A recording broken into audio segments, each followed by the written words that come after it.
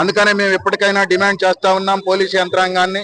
అది మదర్ నియోజకవర్గం కాబట్టి, బట్టి విక్రమార్క గారి నియోజకవర్గం కాబట్టి కాంగ్రెస్ ని కాపాడటానికి, బట్టి విక్రమార్క గారు జవాబు చెప్పుకోవాల్సినటువంటి బాధ్యత నుంచి తప్పించడానికి వీలైనటువంటి పద్ధతుల్లో మేము ఈ విచారణ చేస్తాము అని చెప్పేసి అంటే అంగీకరించేటటువంటి ప్రశ్నే లేదు. దోషులు ఎవరో, వాస్తవమైనటువంటి వాళ్ళు ఎవరో మీరు వెంటనే గుర్తించాలి, శిక్షించాలి. క్లూస్ టీములు, డాగ్ స్క్వాడ్లు తీసుకొని రావడం, సిపి గారు, ఇతర పోలీసు అధికారులందరూ అక్కడికి రావడం, సోకులు ఎక్కువ సరుకు తక్కువ అనేటటువంటి పద్ధతుల్లో మీ విచారణని నిర్వహించడం, ప్రచారం ఎక్కువ వాస్తవాన్ని నిర్ధారించేది తక్కువ అనేటటువంటి పద్ధతుల్లో ఇప్పటిదాకా కొనసాగుతా ఉంది.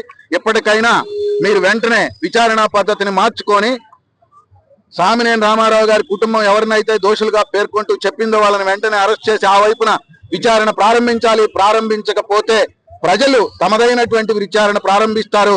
దానికి జరగబోయేటటువంటి దానికి పోలీసు యంత్రాంగము, బట్టి విక్రమార్క గారే బాధ్యత వహించాల్సి ఉంటుంది అని చెప్పేసి ఈ సందర్భంగా హెచ్చరిస్తా ఉన్నాం. అసలైన తొలి వెలుగు. ఫాలో వాట్సాప్ @తొలి వెలుగు official.